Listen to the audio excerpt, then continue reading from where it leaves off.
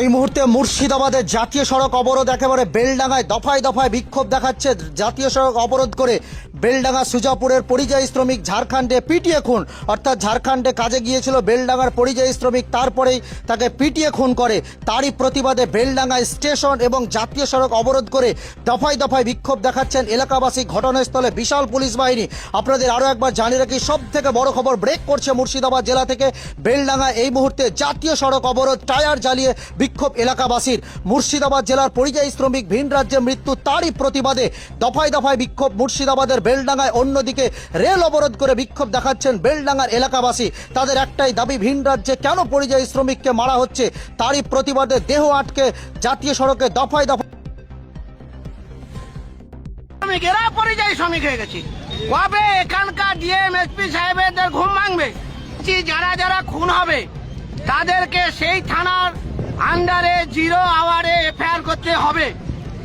আলাউদ্দিন শেখ খুন হয়েছে, কিন্তু এখনো বেলডাঙ্গা থানা 0 আওয়ারে এফআইআর করেনি। আমরা আপনাদের মাধ্যমে বলতে চাই, জনগণের দাবি এফআইআর করে ঝাড়খণ্ডের সরকারের সঙ্গে অবিলম্বে তদন্ত হোক এবং দৃষ্টান্তমূলক শাস্তি হোক।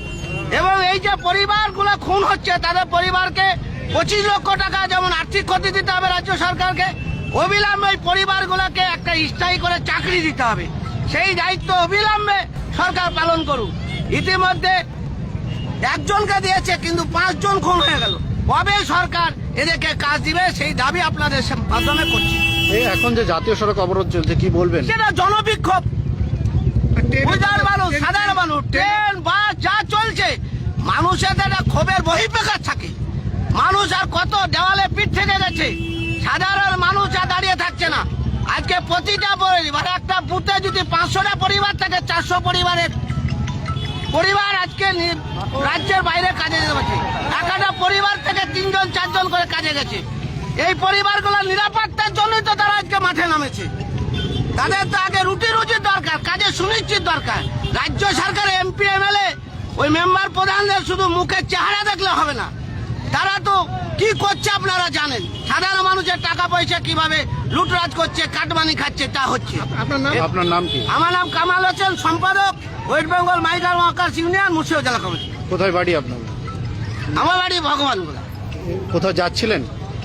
আমি মৃত পরিযায়ী বাড়িতে সমবেদনা এবং তাদের এই যে ডিমান্ড নিয়ে জন্যই সকালে বেরিয়েছি সেই পরিবারে পৌঁছার জন্য। কিসে এলেন আপনি? এখন তো আমি ট্রেনে এসেছি, আগে ট্রেনে আগে এসেছেন। আগে